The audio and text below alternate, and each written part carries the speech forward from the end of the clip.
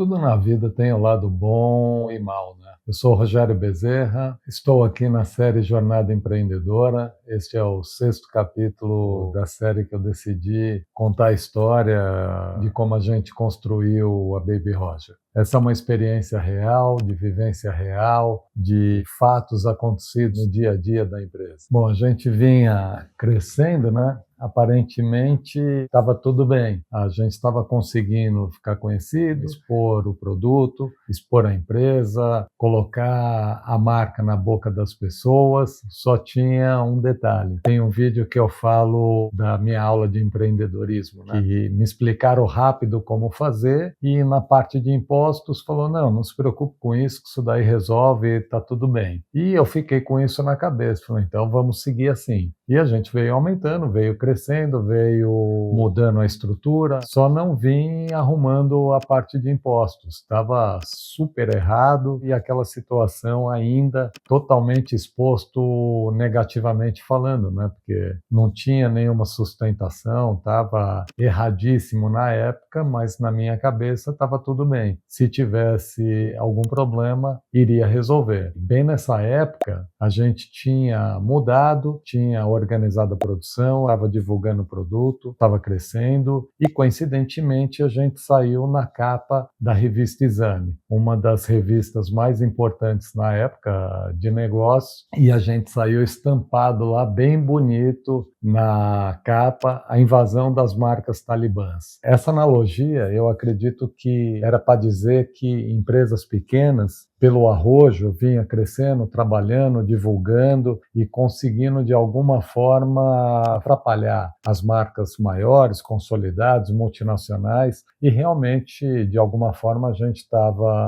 incomodando, obviamente, com certeza absoluta. Mas acontece que a gente estava trabalhando e saiu na revista. Confesso que eu fiquei feliz. Imagina, um jovem de 32 anos que tinha saído do nada. Poxa, eu estava muito feliz, estava me achando super importante na época, no aspecto de crescimento, né? Estava realmente realizado. E quando saiu na revista, eu confesso que eu fiquei feliz. Nenhum momento passou pela minha cabeça que, do mesmo jeito que consumidor, todo mundo iria olhar aquilo, fiscal, governo também iria olhar, porque a revista é democrática, é para todo mundo, não é só para algumas pessoas. Uma semana depois que saiu a revista, estou lá na minha sala, a portaria liga e fala, Rogério, tem 2 senhores aqui da Secretaria da Fazenda. Eu falei, não, tudo bem, sabia que era fiscal, falei, pede para esperar aí que eu vou aí recebê-los pessoalmente. Fui até lá, eram 2 japoneses, né? Eu cheguei e falei, poderia me acompanhar até a minha sala? Não, sem problema nenhum. O que eu pensei? Bom, eu vou lá, vou chamar na minha sala, vou conversar, vou explicar, vou ver do que se trata. Mal sabia eu do que estava acontecendo na real naquele momento. E aí, liguei para o contador na época, pedi licença para o fiscal, ele falou, pode ligar. Aí ele falou, Rogério, eu poderia falar com ele? Eu falei, claro. Aí peguei, passei o telefone para ele, ele falou assim, olha, isso se trata de uma operação de impacto, a gente vai fiscalizar tudo, vieram mais 6 fiscais nessa unidade, e como a gente ainda estava no endereço, tinha um endereço lá de São Paulo, foram mais 2 fiscais lá que acabou que lá não teve nada, porque estava só o prédio ainda, o endereço, da onde a gente estava alugando, mas a gente já tinha mudado totalmente para cá. E naquele dia a gente estava com 8 fiscais dentro da empresa. Na hora que falou aquilo, começou a chegar fiscal, cada um num carro, uma operação de impacto, como se fosse tráfico, um negócio maluco assim, ninguém estava entendendo nada. E a Simone desesperada, os funcionários desesperados, o pessoal chorando, gente chorando, e ninguém conseguia entender bem o real impacto daquilo, mas sabia que teriam consequências, porque primeiro que a gente estava todo errado realmente, fiscalmente falando.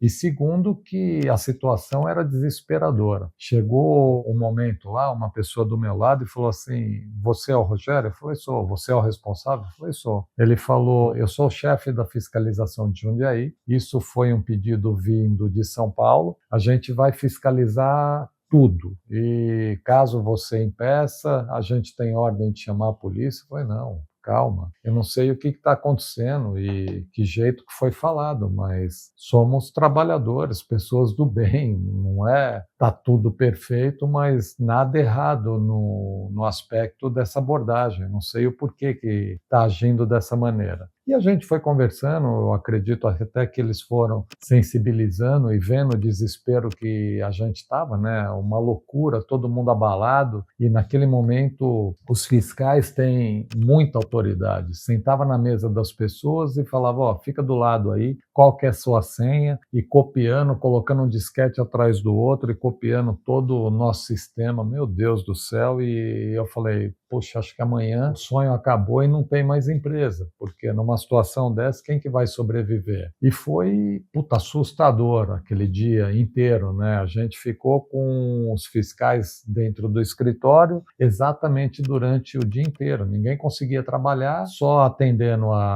os pedidos dele de fazer isso, fazer aquilo, buscar isso, buscar aquilo. No final do dia, encher os carros de documento, nota fiscal, guias de pagamento, guias de duplicados, tudo que vocês imaginarem, levou tudo embora, marcou no outro dia só para eu ir na Secretaria da Fazenda, assinar o documento de retenção de documentos, e eu vi ali, tinha separado uma sala só para a gente, tamanha quantidade de documentos que tinham levado. E aí, no outro dia, eu já não sabia nem como ia trabalhar. Meu Deus do céu, tipo, foi uma loucura realmente. E foi indo um dia após o outro e a gente foi trabalhando, organizando dentro do possível. Você não consegue também virar uma chave e organizar tudo do dia para a noite. Não dá, né? A empresa, nesse momento, tinha cerca de 5 anos, mais ou menos. Já tinha acontecido muita coisa, tinha crescido muito nesse período. Tinha muita coisa para organizar. Mas a gente devagar foi organizando,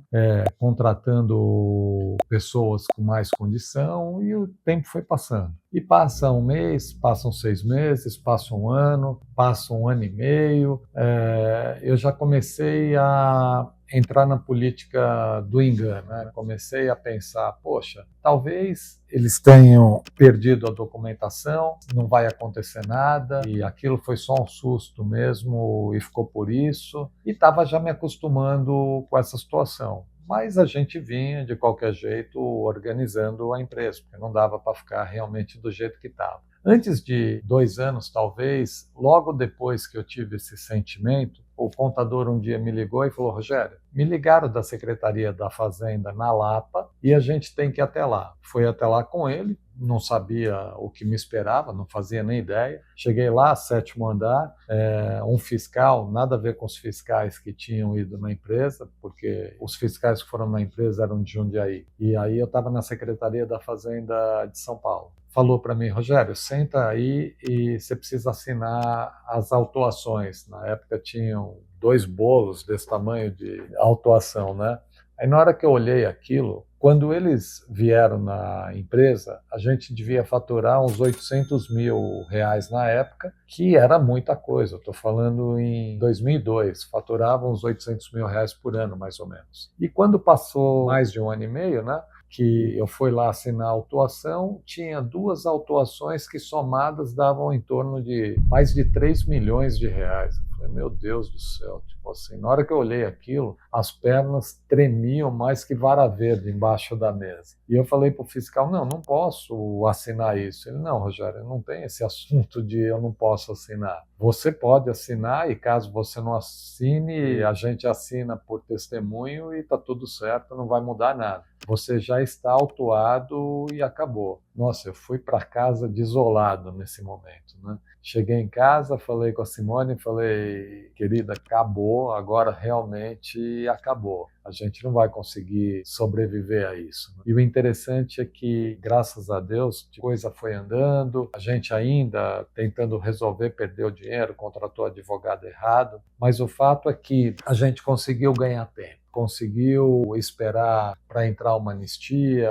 e as coisas foram de uma forma ou de outra se acomodando, foi organizando, e graças a esse evento que quase nos mata, mas não nos matou, a gente teve os próximos anos de muita organização realmente. Lógico que também não foi da noite para o dia, mas a gente sabia que desorganizado a gente não ia viver para contar a história, como estou contando aqui agora. A reflexão que fica é que você crescer muito, se você não tiver um alicerce bem feito, né, para parar de pé realmente é muito difícil, né? Eu acho que é uma analogia em relação à construção, mas tem muito a ver, porque o que faz suportar a estrutura é realmente a fundação. Tem um bambu chinês que você planta ele, durante 5 anos você não vê nada. Mas esses 5 anos que parece que não está acontecendo nada, ele vai enraizando e crescendo.